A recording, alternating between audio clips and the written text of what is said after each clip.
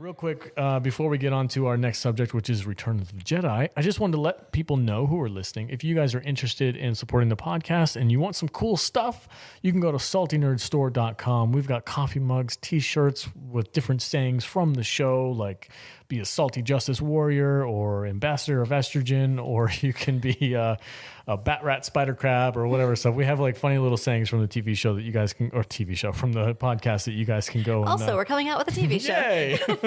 Spoiler. TNT. No, you guys can go to saltynerdstore.com, check out all of our stuff there, and anything you buy, of course, goes to helping the podcast grow so that we can make more awesome content. Are you guys ready to talk about Return of the Jedi? Heck yeah. I was born ready. The Return of the Jedi. The last in this original trilogy of films by George Lucas that were just incredible. We catch up with our heroes. We get to see them fail in Empire Strikes Back. Han is lost to Jabba the Hutt and the bounty hunter known as Boba Fett. And we're introduced. I think this movie starts out with C-3PO and R2-D2, right? Doesn't everybody who's listening to this show know that already? Yes, everybody does. It actually starts off with Vader. Oh, that's right, on the Death Star, huh? Yeah. That's right, yeah. And he's like, oh, dude, okay, He announces the Emperor's Vader, I love that scene. The whole first 5 minutes. Nothing closer to you. I love that scene. The whole first 5 minutes is fantastic. That's amazing. Yeah, that's right. The Star Destroyer comes overhead. The little Tridarian shuttle drops out. It flies over to the Death Star, and Vader walks out. And that, I mean, what a freaking another entrance, right? The ramp come down, and all you see is his boots just coming off that ramp. The man knows how to work a runway. Dang. And I have to say, he found a better polisher for his suit because the dude is shining. He's shiny. He comes off that Tridarian shuttle just looking like a freaking sparkly new pair of boots, man. Like he just got his suit Somebody spit on him and shined it up. It's not. That wasn't the shuttle Tridarian. That Tridarian. Not Tridarian. Oh, that's not the name. It's the name of the shuttle that they stole. That's right. What's the name of the actual shuttle model number? I can't remember. I'm gonna have to ask this guys over at Scarif because they probably know this stuff. They're smarter than I am. Win a free salty sticker if you can tell us. Yeah. Before we can Google it. But the movie starts off by setting up the new Death Star and the fact that the Emperor is coming. How did you guys feel about like back then versus now? Because now it's kind of a cliche with the new Death Star. Oh, they built another Death Star. But like back then, was it like are they really reusing that? Or was it more of like oh no, that makes sense that they would try and make another one? I always thought it was kind of lazy. Yeah. Right? Like I would have rather they had come up with like a new super weapon. But, rewatching it, like now as an adult, I'm just like, it's fine. But it's a super duper Death Star. A fully functional Death Star. 3 times the size. Yeah, I've been pulling my hoodie down over my face every night this week and saying Palpatine. Yeah, she's just sitting next to me like Palpatine. Every time the Emperor comes on, she's just like, yes, good. The hate flow through. To answer the question, it's a Lambda class T4A shuttle. Thank you. Okay. Thank you. Thank you, Lord Google. Lord Google. What did you think about the second Death Star, Vader? Vader, you get a free salty sticker. Oh, good. Did you think it was like a cop out, or were you like, ooh, a new one? When I was 13, I didn't care. I thought it was pretty cool. What about It's like, this one's not finished yet. They're going to be able to fly right in the center of it. No problem. You'd think. What about now, though? Did you like now that I it's kind still of a like cliche, it. you still I still like it. Sure. Gotta get a pass. I'm not going to change my mind 40 years later. But it is funny how these movies all follow the same structure, where they always start off with kind of like a scene that sets up the adventure to come, and then they kind of move to a almost side quest. an isolated adventure where it kind of sets the motion for the story to follow. So like in the first movie, you had the droids getting picked up by the Jawas and sold to the Lars homestead, and then you have in the Battle of Hoth in Empire, and then in this one you have the rescue at Jabba's palace, and they all kind of like almost stand on their own as like their own like little mini movies. Yep. But they're just kind of like the prelude to what's to come. Speaking of the rescue of Han Solo, like I can't wait to kind of dig into this because like in the theatrical version, this was one of my favorite sequences, but in the special edition, that musical number that they did in there just kind of kills it. Killed it, yeah. I love the original one so much more than this new one because it's a little bit more. It's a little bit more subtle, I guess would be the word. It's just not as in your obnoxious. face. Yeah. They don't stop the movie to do a musical number. Yeah. it's kind of just part of the world. It's not. Yeah. God, man, that musical is. I've never understood why George put that in the movie. Never. It makes no sense. It was more in tune with his original vision. Bullshit. He started to get the prequelitis because he had to test his stuff for the technology. This was the time frame where he was like replacing guns with walkie-talkies in Spielberg's movies and stuff like that. Like George Lucas and Steven Spielberg literally had no one around to tell them this was a bad idea. So like just left to their own devices. It's kind of like, we talked about how a hero needs struggles to overcome so they can like come out the other side wiser. Spielberg and Lucas both need people to push back against their ideas because sometimes their ideas are not very good. Nope. Well, that's true of anybody. But well, yeah. So let's talk about this this rescue mission since this is the beginning of the film. After we get introduced to Vader and the new Death Star and all that stuff, we catch up with. I know that laugh. I can't help it, man. I got to say the lines.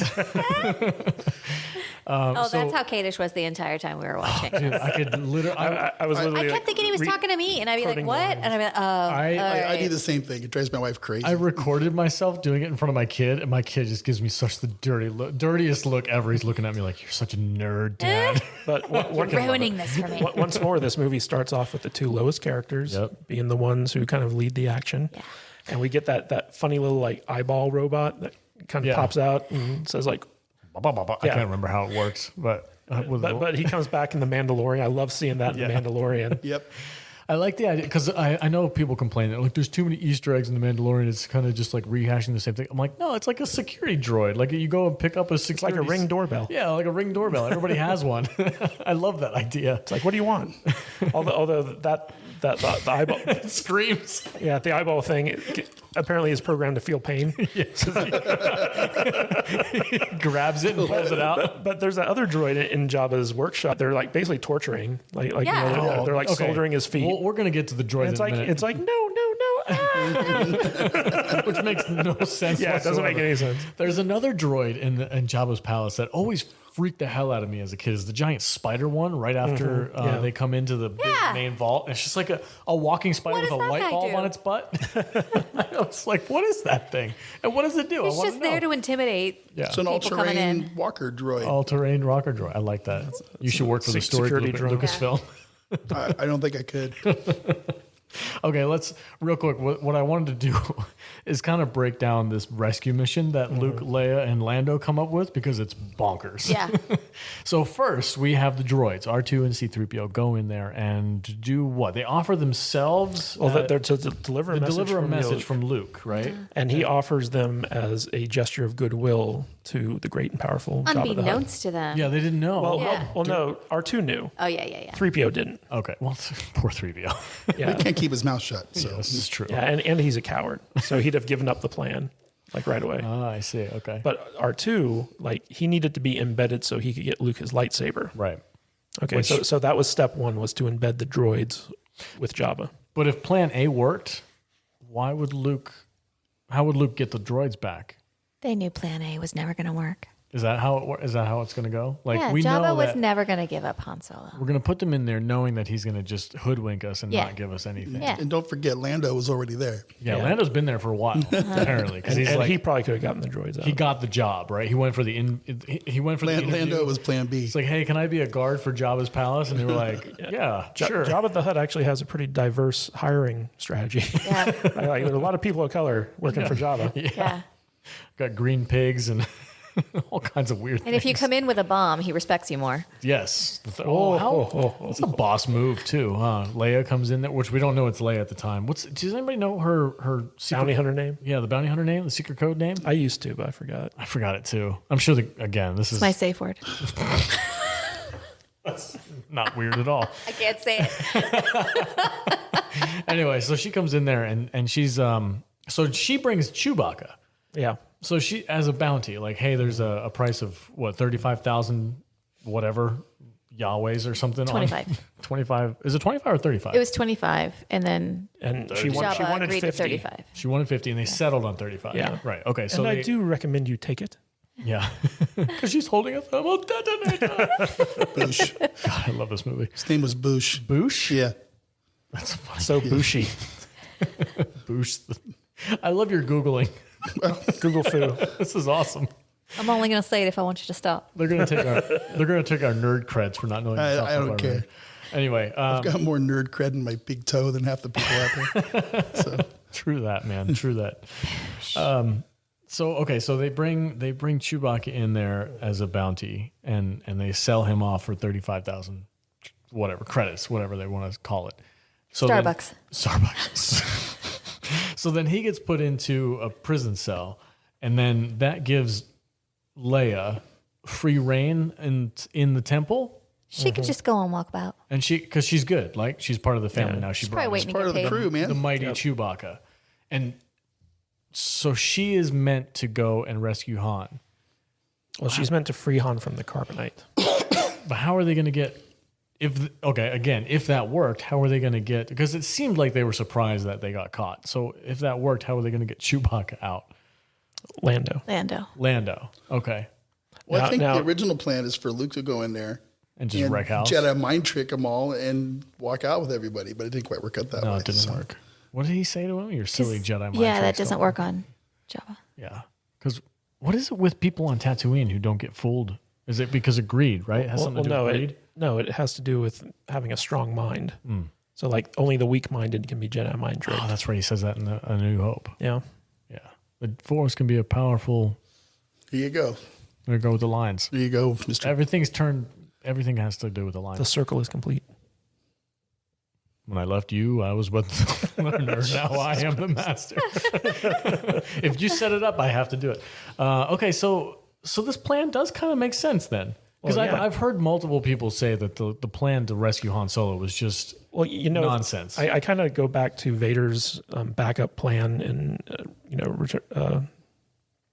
The Empire Strikes Back with the Falcon. Yeah, with the Falcon, where he's like, I know that there are different ways this could work out, so I'm just going to cover all my bases. Yeah. Mhm. And I feel like Luke kind of learns that lesson, and so like by the time it comes to rescue Han, he has a plan, and it could work out multiple ways. And in a way, I'm even wondering if he's used the Force to kind of try to see the different outcomes and plan for those.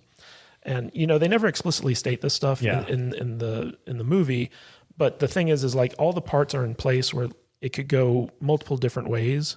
Like I don't think Luke ever planned to be dropped into the Sarlacc pit, or not the Sarlacc pit, the Rancor pit. But once he was there, he kind of had to like improvise and overcome it in order to proceed with his plan. So like there were definitely like kind of like little obstacles thrown in there that they weren't expecting. I don't think Leia planned to be like enslaved to Jabba, like stuff like that. But once She didn't bring that bikini with her. Yeah, but once that happened, they kind of just had to roll with it. Yeah. Okay.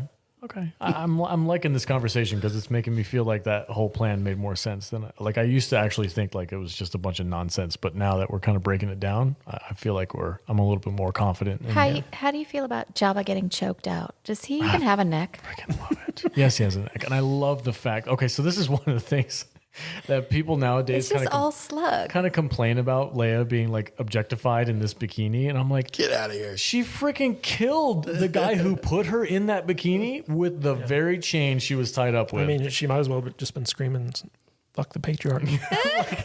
Oh, she did it. how much more of an F the patriarchy? This is what I think of your patriarchy. It chokes the dude out with I his hate own that chain. word. I don't even like that dumb word, patriarchy. What an epic like The female Hudarchy. Yeah, the Hudarchy. The penisarchy. How did you? Okay, actually, before we get to Leia, and I'll talk to you about Leia in a minute, but I wanted to get. Don't you point at me, sir. I'm talking about you and Leia because you love Leia, and I know you do because you're a woman. We both have vaginas. You both have vaginas. Anyway, the Rancor Pit. I want to get because you saw it in theaters, Yes. Vader, and I want to know: did that Rancor just scare the bejesus out of you as a kid? Because it scared the hell out of me. No, I was 13. I thought it was pretty cool. Really? Nothing in this movie scared me, dude. Okay. It's not Also, this is the guy that wanted to be Darth Vader. It's not a Yes. scary movie. It's Yeah, but a that Rancor cool is movie. freaking gnarly, dude. It was cool. Yeah. It's like, wow, how'd they do that? That's what I was Little wondering puppet, about right? that. was all puppetry? Yeah. Stop motion. Stop motion and puppetry mixed together. Because, it grabs Luke or Mark Hamill. Yeah, it's a mixture of different ways of doing it. You know my favorite part about the Rancor scene? And Return of the Jedi actually has a lot of moments like this, where there's these little character moments that are peppered in throughout this movie that just make it so much more interesting to me. Like after the Rancor gets killed, its trainer and handler comes in and he's devastated, crying because that this terrible monster has died. And whenever I watch it, I'm always like, I wonder what his story is. I wonder, did he find the Rancor in an egg and raise it from a little Rancor into this big Rancor? What was that relationship? Hagrid. Yeah, little things like that just make this universe so fascinating. Especially there was a moment at the end of the movie where the Ewoks are fighting the Empire. I know, this is just a quick aside though. And these two Ewoks are running and there's this explosion and they both hit the ground and then one of them recovers and he kind of shakes Nudges his friend to get him back up and his friend's dead and once he realizes it, he just kind of kind of kneels at his side and just it's sad. And this is happening in the middle of the film's climactic battle. Yeah. And you could have easily left that little thing out, just like you could have left out that moment where the Rancor's trainer mourns over losing him. But the fact that they decided to keep those little bits in just makes this movie so much more real and so much more emotionally resonant. Even though these are throwaway characters, you don't really care about them. The Ewok scene for sure, that definitely hits you, especially as a kid when you're watching your teddy bears get blown up by the Empire, and you're like, "What the hell?" The one before we get to Jude, there's one more scene. I'm talking about leaving things out and deleted scenes and whatnot. There was one scene that I do actually wish that they would have left in the movie. Is when Luke is sensing that Darth Vader is calling to him through the Force as he's creating his new green lightsaber. Because we have no idea at this point that Luke made a new lightsaber because he lost his in Bespin. And we're not expecting it. This is a big reveal that Luke has a green lightsaber now. It's super cool. And I feel like we should have known at least a little bit something. I mean, I guess now I get why they did it because they wanted the big reveal to be during the fight scene. But I'm like, man, that was such a cool scene where he's in the cave and he's got his hood on and he's building a new lightsaber. I've never felt that way about that scene. No? Oh, I thought it was super cool. It is a cool scene, but I don't think it needed to be in the movie. Yeah, you guys, because there is that scene later where Vader's examining the lightsaber and he's like, "You built your own lightsaber." Yeah, I guess so. And so they even though they don't set it up right at the beginning, eventually they justify why it's there, which is just another sign of good writing. There's a cool fan theory that I kind of attach myself to when it comes to Luke and his green kyber crystal for his lightsabers. I like the idea that since they're back on Tatooine, he goes back to Obi-Wan's hut and he goes and gets Qui-Gon Jinn's old lightsaber and takes the crystal out of that to make his. And I'm like, that's where he got the green lightsaber. That, I mean, to me, I know it's not canon and it's probably just a bunch of bullcrap, but to me, I think that makes the most sense. And I love that theory. Might be another theory could be that he found a remnant kyber crystal from the destruction of the Death Star. Because once the Death Star, because in Rogue One they set up that it's powered by kyber crystals, and that once it fired off once and fused all those kyber crystals together, they were all just green, and so when the Death Star blew up, these fragments all kind of fell on Yavin. And so when Luke went back to Yavin, found enough of these crystals to manufacture his lightsaber. I like that too. So he's technically wielding the Death Star. Kadish is a writer. That's pretty good. That's pretty good. I like that. Okay, so Jude, back to you. Leia being the slave of Jabba the Hutt, this ugly green, not green, but ugly slug type creature thing. What did that mean? Am I personally offended by it? No, what did that mean to you as a young woman growing up? Did you see Leia and be like, yeah, does that have any impact on you, or did you not care about that? Because as a guy growing up watching Luke Skywalker kick butt on Tatooine and take out Jabba's entire force of bounty hunters, that was a big moment for somebody like me growing up. I was curious. Does it? Nothing? I'm not sure what you're asking. Did it make you feel good to be yeah? Did you get tingly in your lady bits? There's my hero, that type of moment. Did you have any of that? Well, I mean, I've said before I've never really personally connected with Leia, but seeing her sort of being like having to be the submissive, and she's been this very dominant, headstrong, take charge character. It didn't matter for me that she's a woman or that she has a vagina or whatever. For me, it was about the character being the person who was coming in to rescue someone, and then the next time you see her, she's a slave. So that was more emotional for me, rather than just seeing her become his like sex slave or whatever. But also, I thought she looked hot. So did, I don't hate her in the bikini or with the chain around her neck. I thought that was kind of awesome. me personally, when I was a kid and watching that scene and seeing Leia in the slave Leia outfit, and being attracted to her, like that made me just ship her and Luke harder. And then later on in the movie, you find out, they're related. What about Han and Leia though? Well, I always wanted Leia to be with Luke instead of Han, because Luke was always the main character, and so growing up, I was like, Luke and Leia should be. And when I had my toys, they were always boyfriend and girlfriend. So. I was like Dark Helmet. It's like, ooh, playing with my toys. And the part where she kisses Luke just to spite Han never comes up again. Ever. That didn't happen. That's there was no tongue. It didn't. Well, we don't talk about that. In the middle movie, they didn't know that they were related. No, I know. Yeah. I'm just Neither saying. did No, I'm not saying the characters know. I'm saying that the filmmakers didn't know they were related. That wasn't a decision until they started making Return of the Jedi. Anyway, Vader, what did you think about the escape from Jabba's palace and the Sarlacc pit? Is there anything that sticks out to you? You mean the sand vagina? The giant sand angry vagina. Wasn't this when George Lucas was going through his divorce? I connected more with that. I than never Leia. thought about people's bits and parts ever when I was watching these movies. Not once, ever. It's So what did you think about that scene though? Is there any part of it that you were like, man, I freaking love that part? Yeah. I thought it was just a fun scene. You know, it was like, they got the sand creature and the tentacles coming out, and but special edition. Yeah, in the special edition, they actually had to add stuff to it to make it look less vagina-y. that never crossed my mind. Never. Less labia? Was that? yeah. Okay. I remember the story when ruining this movie for me. somebody told me that it was around the time that Lucas was having a hard time with his wife, and I was like, makes sense. What happened first? Return of the Jedi or Little Shop of Horrors? That was definitely Little Shop of Horrors, because that was a Roger Corman movie originally. Anyway, I was more fascinated with all the new characters and stuff in there. Every single character in Jabba's palace has a name and an action figure. Salacious Crumb. Salacious Crumb. What a name! I think that they named the pet monkey. It's and Jabba eating those like little frog things. Kind of like, it reminded me of Dune, where they had like those juice boxes with the little bugs and stuff in them. One of the I don't watch these movies and go too deep into social constructs and stupid shit like that. I watch these movies and I enjoy them. That's and I good. have fun. It's like I don't ship anybody that's not supposed to be shipped. I don't play those fucking games. They piss me off. You're getting me mad now.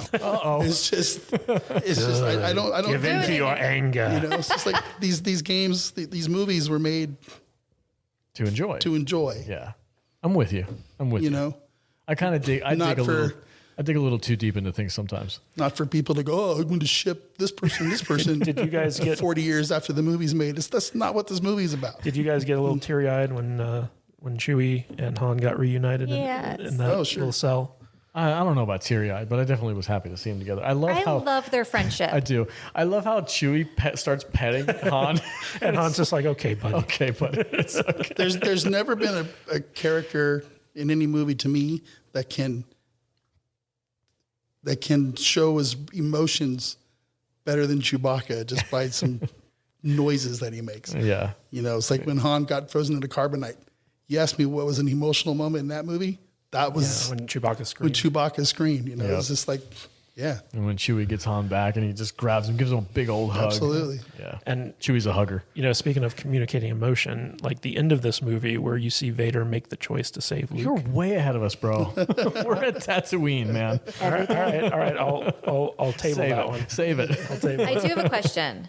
Go ahead. Especially with Lando, I was wondering if this was intentional or if no one was checking pronunciations during filming, because Lando always calls him Han. And Han and everyone else calls him Han, and it irritates the shit out of me. Irritates the shit out of Han, too.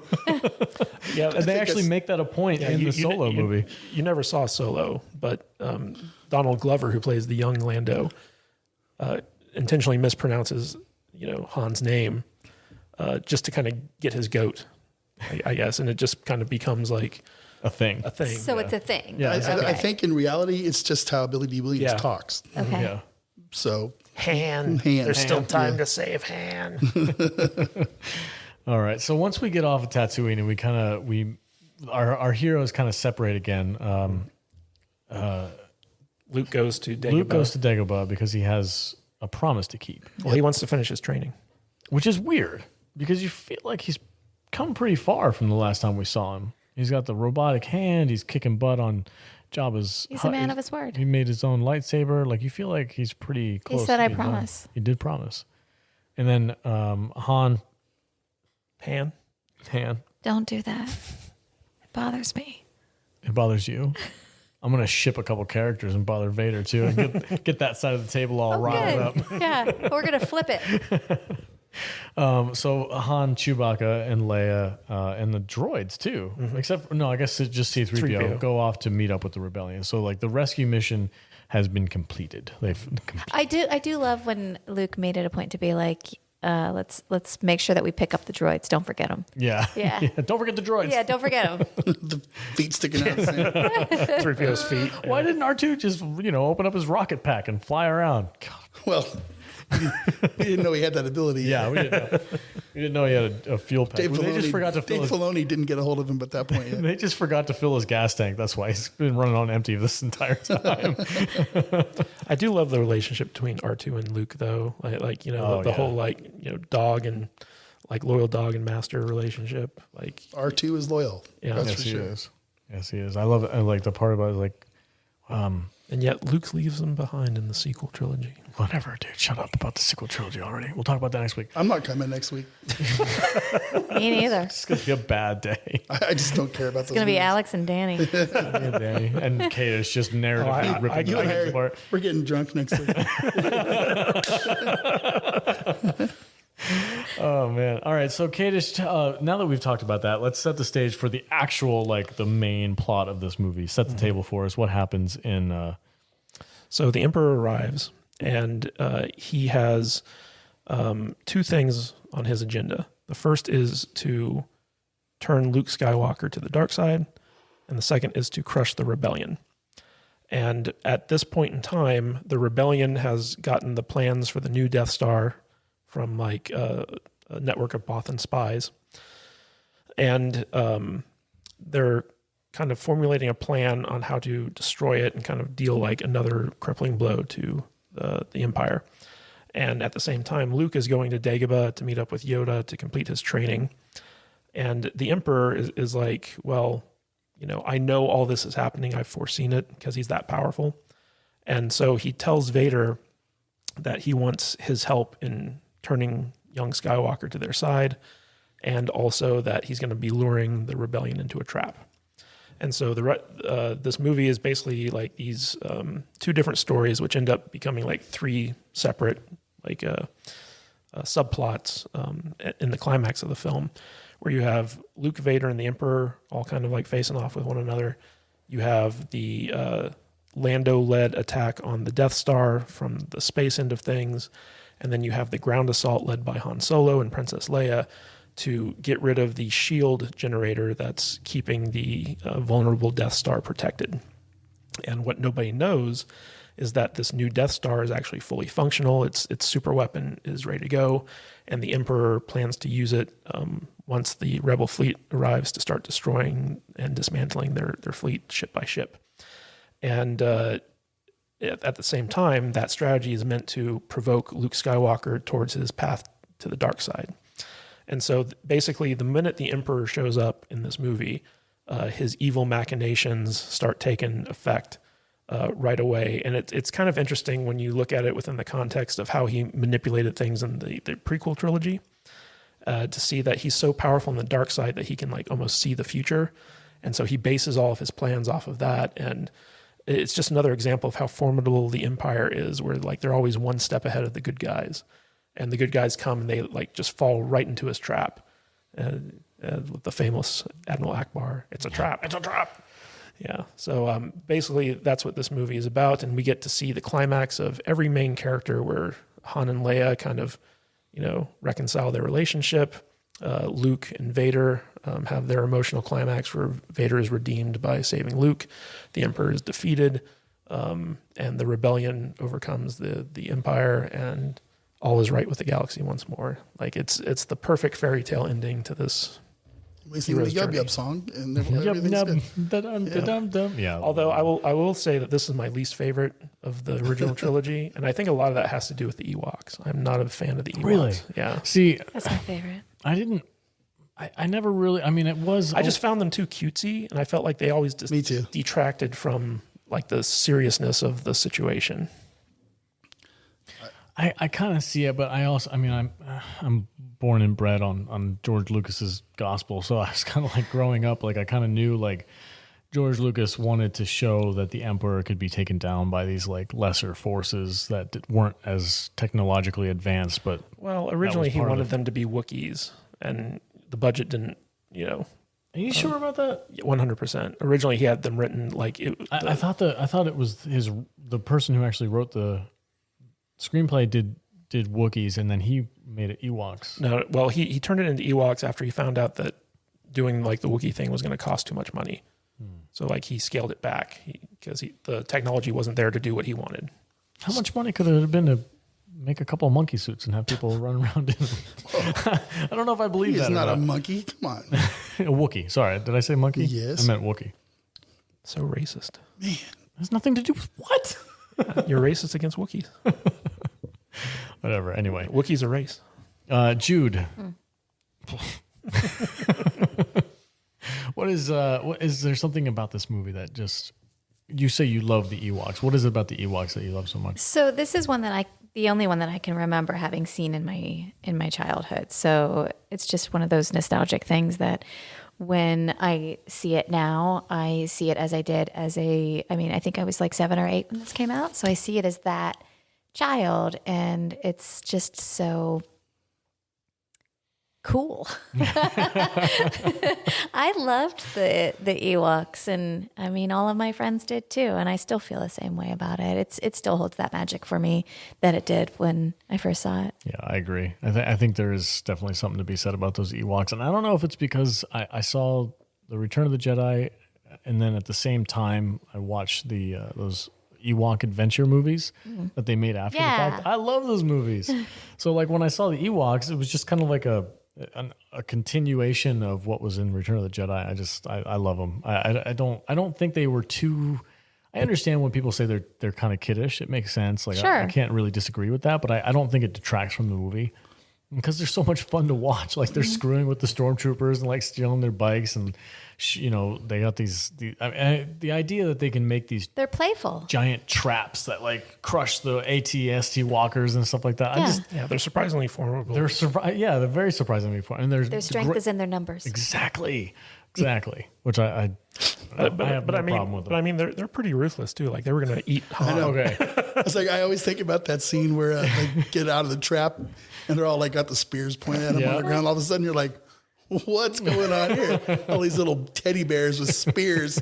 I don't know what I would do in that situation, but yeah, and if it weren't for 3PO, they'd have been screwed. Yeah, they would have been lunch. I always thought it was like when I was a kid, I never thought about that until way after the fact. Somebody was like, "Dude, the Ewoks are like gonna eat people." Right? Well, like they're not all those people. dead stormtroopers are like they're dinner. They're It's just like if we banging were on if we were helmets at the fighting with end. a herd of cattle, we're gonna eat them after. They're not sentient. So the stormtroopers don't count. I never really thought about That's it when I was me. watching the movie, and I really wonder if it was something that they thought through when they were making the movie. Of like, hey guys, if we're having these Ewoks basically like essentially eat the stormtroopers, like is that something that went through their head when they were writing We're this? going there, guys. Is everyone cool with it? Everything okay? All right. We're gonna have these guys like just devour the leftover stormtroopers and play bongos on their skulls. Great. They got to get their drums somewhere. Somewhere. Gotta get their war drums. And they sold a lot of Ewok toys too. So Oh, I'm sure. Yeah, teddy bears, Ewoks. They're still selling. They're still selling Ewok toys. Warwick Davis is out there. I mean, he was Wicket. The heart of the Ewok story is Wicket. Yeah, he was the one who found Princess Leia. Found Princess, which is that was a cool scene too. I mean, we're getting a little ahead of ourselves, but like once Leia, her and Luke go off on this little adventure and taking down these stormtroopers so they don't get caught on Endor. And I hate to keep bringing this up, but the Kurosawa film, Hidden Fortress, that speeder scene. you don't hate to keep. Go ahead and bring it up. I love to bring this up. The speeder bike scene through the forest of Endor, like that was actually directly inspired by a scene in the Hidden Fortress where It was a horse chase, right? it was a horse chase by the general character who protects the princess, and he's trying to race down these guys before they can alert the rival army about their presence. And so it's kind of funny if you look at all three of the original trilogy films, like there's little bits and pieces of the Hidden Fortress kind of peppered in throughout all three of them. Yeah. You know how they made that shot going through the redwood forest like that? I always thought this was really cool. But I always thought it was really cool how they made that shot with the speeder bikes through the redwood forest. Is they took a camera and just walked the trail in the redwood forest at like super slow I got road. a story about that. Do you really? Yeah. Oh, I can't wait to hear it when you get your voice back together. I'm good. I'm good. So the speeder bikes. Yeah. I have no idea if this is true or not. But when I was in junior high school, when they were making this movie, this was before the movie came out, okay? A friend of mine in junior high, in his locker, had a picture, a Polaroid of two guys in stormtrooper suits next to a speeder bike. And I'm like, what is that? Oh, this is from the new Star Wars movie they're making. My uncle is one of the stormtroopers in it. What? So he had this picture, and I always thought that was the coolest thing. You know, this kid, I'm not going to say his name because he's a dick, but he grew up bad. But I always thought that was the coolest thing that I knew a guy whose uncle was in Star Wars. You know, it was just kind of cool. That is pretty cool. I wish I knew somebody was in Star Wars. That guy sucked, but his uncle's probably cool. That was dope. Yeah. I know that the special effects in Return of the Jedi were like, this monumental feat that, ILM basically had to achieve. And part of that was the speeder bike scene. But one of my favorite things, because, when I first got into filmmaking, I wanted to be a special effects artist. So I was like studying ILM and all these, stories about how they did these effects. And the final space battle in this movie had so many moving parts. And this was back when they had to shoot all these things individually and composite them in together. And it was way more complicated than it is now, where you just have computers do everything. But there were so many different ships and moving parts that the special effects guys, I think John Dykstra in particular, at one point, he needed stuff just to fill the frame. So he took off his shoe and put it, in one of the space scenes as one of the ships. And Really? And so Because I know there's a potato in the asteroid field. but there's a scene in that final space battle where there's just this upside down shoe floating in the background. Looks like a spaceship. That's cool. And that was just because the special effects guys ran out of ships to use, ran out of models that they could actually use to put in there. The battle in Return of the Jedi and the space battle with the X-Wing. I mean, that's got to be one of the best freaking space battles That was I've ever intense. seen. That was incredible. Hundreds. Was there hundreds? Oh, easily, yeah. TIE fighters in and out. Yeah, I remember. There's too many of them, and the Falcon goes in between like a whole fleet of Star Destroyers. They got the TIE and what was it called? TIE interceptors. Interceptors. They got the regular TIE fighters. There's all kinds. I think the only thing that comes close is the final act of Rogue One. Yeah, but I mean, there's not even. I don't know if there's the same. There's the sheer mass of ships in the battle itself. Like the battle in Return of the Jedi is just epic proportions. It's huge. Yep. It's the culmination of everything we've been watching for the last 3 movies, and it's all coming to this one peak moment. You have the entire Rebel fleet. You have was it the entire Imperial fleet too as well? I don't know if it was the entire Imperial fleet. A good portion of it. It was like the majority of it. Yeah, because they were there to protect the Emperor.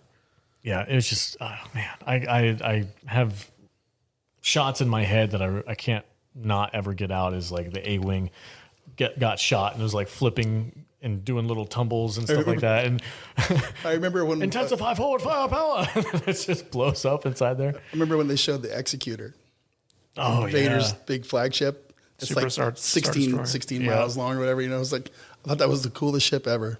And then they plow it into the Death Star. And I'm like, God. And all it took was like they just destroyed the two little bulbs on the top, and that was all it was. It was like, all right, this ship's done. The whole thing's going down. Well, they kamikaze the bridge. Yeah. It was pretty crazy. I mean, that whole battle is just so much fun to watch, and I think one of my favorite parts of that is watching Wedge and Lando navigate the interior of the Death Star, and just all the piping and like the industrial complex of the whole thing, and having to weave in and out of it. It's incredible. And it was at such high speeds. And when you're watching it, you don't even realize that the amount of work that went into that stuff with the technology of that time. Like we're sitting here today where you can basically build all that stuff in the computer and get any angle you want at any speed. Like back then, each one of those things was like its own separate like thing that had to be shot and put together and made to like look cohesive, as part of the film. Some of the special effects don't really hold up all that well, but considering what they had to work with, like it's very impressive. Yeah. And I introduced my favorite type of starfighter in Star Wars B-wing? in this movie is the B-wing. That friggin' thing is dope. It like unfolds and it's got like the little pod thing that turns and the wings open up. I'm like, man, that is the coolest friggin' ship. It's even cooler than the X-wing. I'm sorry, I said it. It's cooler than the X-wing. My favorite Star Wars ship is the one that bombs at the bottom. With the magnetic bombs. They just kind of sit there and... You have to be directly overhead of your Wrong movie. I'm sorry. Jude, what are your feelings towards this final battle and the space thing? Do you have any fond memories of that scene or anything like that stood out to you? No, not really. I think that you guys all feel similarly with each other about which scenes you love, and I'm just like, it's not for me. I love the Ewoks, and I love the love story. Jude was the little girl. I hate to be this woman. Jude with was the little raging sister. lady bits. Own it. Yeah, no, I mean, I liked the cutesy stuff. I was an 8-year-old little girl when I saw this movie for the first time, and I think that might have been the last time I saw it before we watched it for this. You haven't watched it since then? I don't think so. Holy cow. Yeah, so that's my history with this movie, is just like watching it when I was a little girl, and I was just like, oh, the Ewoks, they're so cute. What are you making hand gestures at me for? Jude was the little girl that they had to make teddy bears for to put in Star Wars. They made it for the kids. All kids. Also, they gave a lot of little people jobs that year. They did. There's a lot of... I need more to drink. A lot of midgets getting chopped. Little people. Little people. You know what Carnies. is really... I don't know if I can leave this. Small hands smell like cabbage. Easily tossed. Hey, if Austin Powers can do it, we can too, right?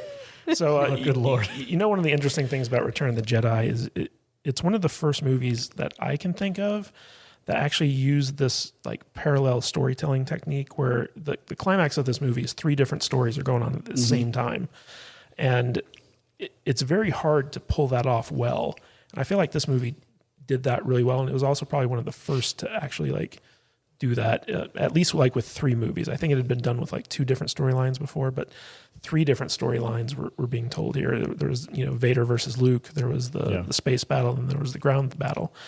And, it's funny because George Lucas employed this same technique with the end of The Phantom Menace, where he had 3 different stories kind of like climaxing at the same time. And it pretty much parallels what happened in Return of the Jedi. But structurally, it's a very interesting like storytelling technique, and you can tell Lucas's fingerprints were kind of all over that.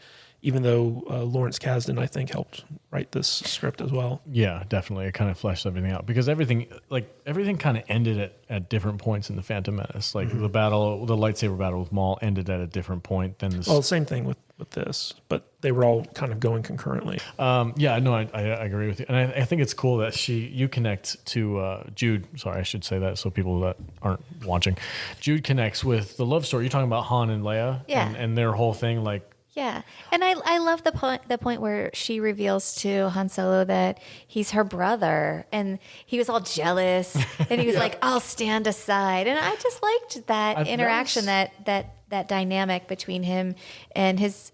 I mean, they were pals, they were brothers, they were family. Yeah, and he was like, "Well, if you love Luke, I'll put my feelings aside and I will stand aside." And he wasn't happy about it. He was pretty salty about it. He's got Chewie. But yeah. Chewie will keep me warm at night. And it was just like the reveal that, no, I love him because he's my brother and you're my man. I mean, sorry, but not sorry. I love that. That's awesome. That's good. Yeah, I don't remember it that way. You don't remember it that way? It's because you were a boy and you were like, look, lightsabers. It's like, ew. They kissed. They're going to kiss. Gross. I think the biggest, besides the space battle, which obviously I just geek out about every time, but I think the real thing that kind of brought this movie home for me is the battle between Vader and Luke. Oh yeah, like, oh my gosh, man, how powerful was that? Like he walks, like when that movie, when the music swells and they're like fighting each other. Oh my goodness, it's insane. But even before that, like when Luke goes in there and he's just like a cocky little shit, and he's like, your overconfidence is your weakness. Your friends and your faith is yours. Or your faith in your friends. I said it wrong. God damn it. I love that interaction between them where Palpatine's just sitting there just taunting Luke, trying to get him to move. Make a move, kid. I know you want this lightsaber. Just do it. Do it. But what's interesting about that scene is that, so the entire time Luke is trying to walk this fine line between resisting, trying to like actually kill Vader, but at the same time, like facing off with him. And Yoda always said, like, your final challenge is going to be, to confronting Vader. And the Emperor's like, whole plan, it seems like, the minute Luke gives into his anger is the minute, he's lost, basically. And if you look at the fight, Luke is playing things like super cool up to the point where Vader targets Leia. Like he discovers Leia's his sister and that he's going to like, hurt her or, he's like, I can corrupt her after I kill you. Yeah. And Luke's Achilles heel has always been his loyalty and love for his friends and family. And that moment is when Luke loses it because he's like, okay, this isn't about me anymore. I have to protect my sister. And that's when he goes after Vader, and that's when he defeats Vader. And in that moment, where, his passion for his family kind of overcomes his Jedi calmness, that's when the Emperor feels like he's won. And, like Vader's at his mercy. He's cut off, Luke's cut off Vader's hand and the Emperor's coming down like, good. Yeah. And Luke realizes, I lost my hand just like my father. And in that moment, Luke realizes that in the very first movie, he set out what his character's journey was going to be. He said, I want to learn the ways of the Force and become a Jedi like my father. And in that moment, when he realizes that, he just cut off the hand of his dad and he lost his hand, he realizes, I'm just like my father right now, and I have to make the same decision my father made. And he throws away his lightsaber and he's like, and he stands up to the Emperor and he says, I reject you, and I am now a Jedi just like my father before me. And that's the culmination of his character arc. Yeah. Yep. And it's so poetic and beautiful and so well done. And that's just a moment where like it gets me right in the chest where I'm just like, oh God, that's so good. And there's a cool little callback, and I have to bring some attention to the prequels. I know we kind of talked crap about them in the last podcast, but there's a moment where that very same thing happens to Anakin when he's going up against Dooku in Revenge of the Sith, and he takes on the guy who had cut off his arm, and he's going up against him, and he gets the better of him, and then instead of throwing down his saber like Luke does, he cuts Dooku's head off, and that was the moment where he kind of like set his path moving forward. Yep. So like the thing that when I argue with people about Luke and his character, especially now that the sequels have come out, is like Luke was always the one who was meant to be better than everybody else. He was better. He made better decisions than his father did. He made better decisions than Yoda and Obi-Wan did. And that's what set him apart. And that's what was the only dividing factor between who he was and his father, and how he got his father to turn back to the light, was because he was so pure and so believing in his father's redemption. Yeah. And Yoda and Obi-Wan Kenobi had both given up on Vader at this point. They were like, this is when the line comes in. He's more machine rather than man, twisted and evil. You must confront Vader. I can't kill my own father. You know, I can't bring myself to do that. And he's like, well, then the Emperor's already won. Like, Obi-Wan didn't see any other way out of this, but Luke did. And that's what sets him apart from all the other Jedi. And I'm like, why don't people understand this? And I also feel like this is the moment when Luke says to the Emperor, like, I am just like my father. I feel like there was a power in this moment, and this is really what made Vader turn against the Emperor. I don't feel like it was really the moment of watching the Emperor torture his son. I feel like it was the moment where his son said, I'm just like you. Yeah. And one of the most amazing parts about this scene where, you know, Vader saves Luke and kills the Emperor is that I guess they've kind of done this in The Mandalorian a little bit, but the amount of emotion that you're getting from Vader, even though his face is just a static mask, like the way they use the camera and the head movements of the actor and stuff like that, like you see him make that decision to save Luke at the expense of his own life and to redeem himself, even though he has no facial expression whatsoever. And it's such a powerful moment. And one of the things that I really hated about rewatching it with the special edition is in the original theatrical version, Vader is silent when he makes this decision. He just goes, picks up the Emperor, lifts him up and throws him over the thing. But in the special edition, he says, no. What? Yeah. And it's a callback to the end of Revenge of the Sith. Not on says my no. DVD, he doesn't. Yeah. On the Disney Plus version, #, not my Star Wars. he says no, like he does in Revenge of the Sith. Yeah. I got to go watch that again now. Oh. I'm blanking. But yeah, I watched it last night, and when that happened, I was like, you got to be kidding me. No, I have the DVDs from the 90s. Like those are my Star Wars movies. I didn't watch these on Disney Plus. He says no? In the special edition, he does. You just ruined it. That kind of ruins that whole moment. Yeah, it really undercuts it. Oh. Sorry to be the bearer of bad news. God damn it, George. But it is a great emotional climax Okay, yeah. for that relationship. God, all right. I mean, I guess. Anyway, how good is Ian McDermott in this friggin' movie? I mean, he plays Ian that. McDiarmid. McDermott? There is a D at the end of the name. McDonald's. Say it Ian right. McDonald's. Ian McDermott. Palpatine. Yeah, something Dark side. dark side. Give into your I think he gets that into every podcast at least once. It's my favorite voice to do. My favorite character to play when Kadish and I are alone at night. Yeah, she role plays Palpatine. If my wife and I ever get into an argument, I'm always like, I can feel your anger. Oh, I bet that pisses her off. She does. It does so bad. It's so funny though. All right. So what else do we have to talk about? Return of the Jedi.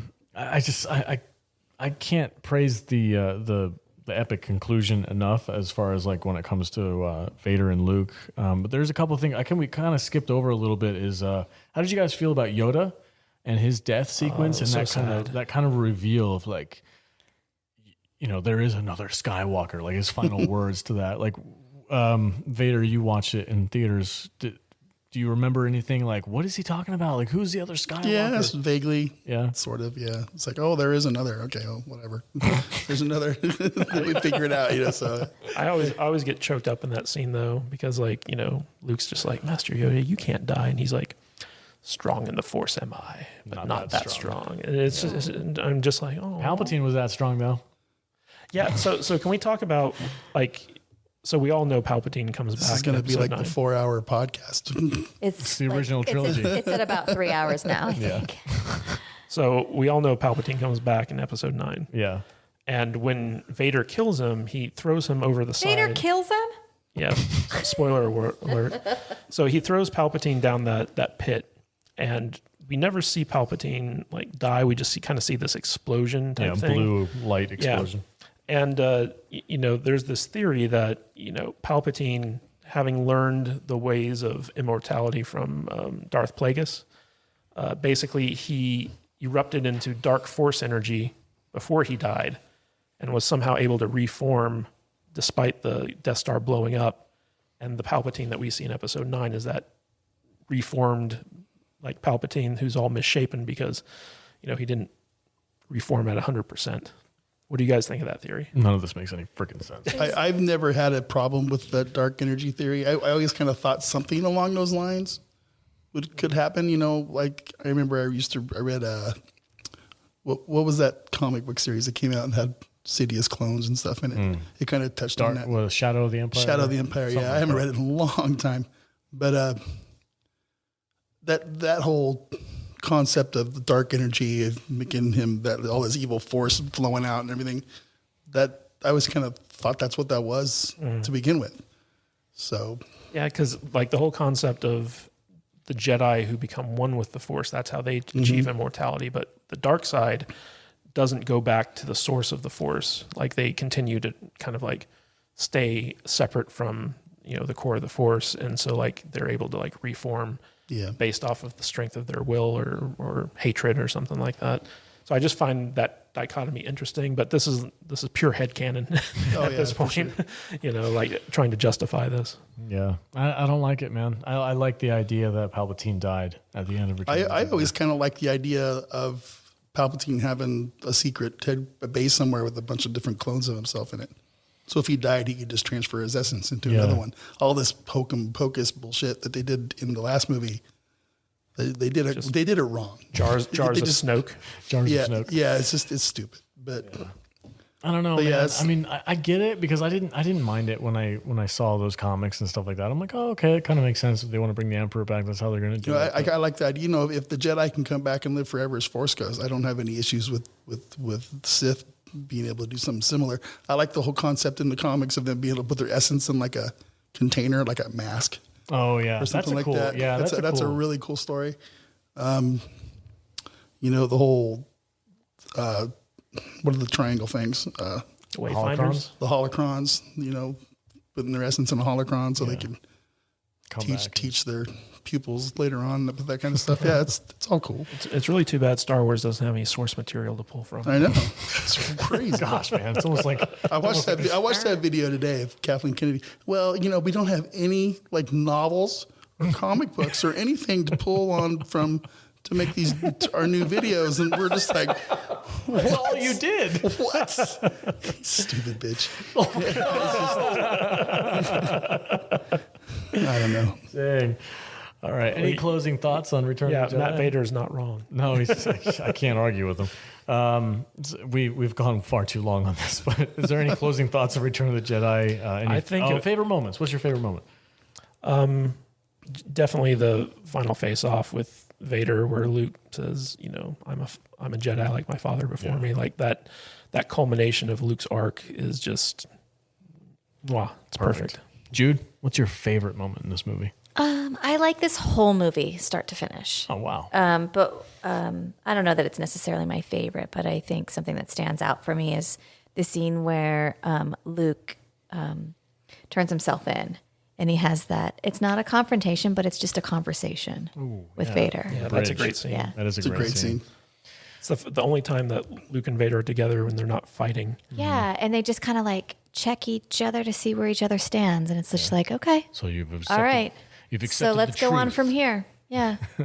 I've accepted the truth that you were once Anakin. Yeah, it's Yeah. a I'm real, doing it. We know you know those lines. Doing it. It's a real prodigal son moment, and it's the only it's the first and only scene we get to see of like the possible relationship that these two characters have outside of the antagonistic one. Vader gets shook when he's like, that name no longer has any meaning. Like he's like, whoa, how do you know? Yeah. Who do you know that is? Who told you that was my name? Like his turn back to the light side really starts in that scene. Yeah, for sure. There's definitely a moment where he's like, wow, that's my kid.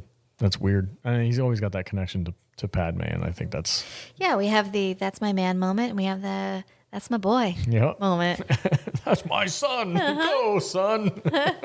Also, like when Luke has Vader at his mercy, and the Emperor's like, kill him and join and take your place at my side. And then, like when he doesn't kill him, if I was Vader, I'd have killed Palpatine anyway. Right. Absolutely. I'd be like, dude, Bro. you just wanted to kill me. Vader, what's your favorite part of this movie? Probably the final confrontation Yeah. at the end. Yeah. It's hard to I mean, say that's the anything else. culmination of the whole trilogy, really.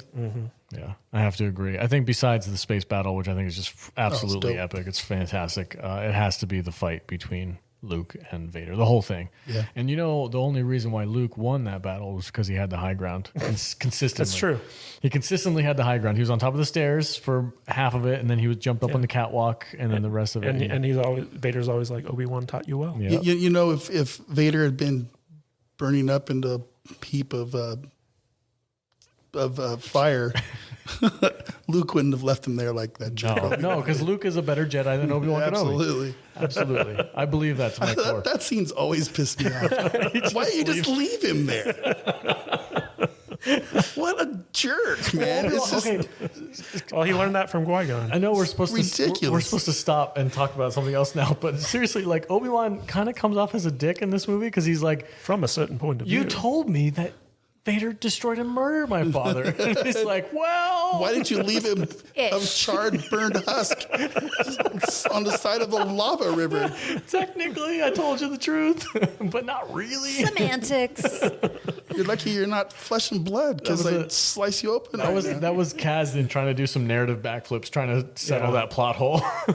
Also, Luke is a better Jedi because, like, Vader had been trained by Obi, but Luke had been sort of trained a little bit by Obi-Wan Kenobi, but also by Vader too, or not by Yoda also. So I think there's a huge difference in the kind of Jedi that is created by the training of Obi-Wan versus the training of Yoda. Yeah. Well, I also think like in the Old Republic era, like Jedi they were so divorced of their emotions that they lost sight of, things like compassion Exactly. and this idea of fairness and being loyal to your friends and believing in something greater than yourself. Exactly, because in like a prequel era training sequence with Yoda and some young Padawan learner, if he would have say, no, you're going to stay here and train on Dagobah, don't go after your friends. Like in the prequel era, the apprentice probably would have been like, okay, I got to do what my master says, as opposed to Luke, who grew up with those emotions and has a strong attachment to his family. He's like, no, I'm going to go. I'm going to do this because this is the right thing to do. And I do think that Luke is the best Jedi in all of these movies. Until episode 8. Shut the up.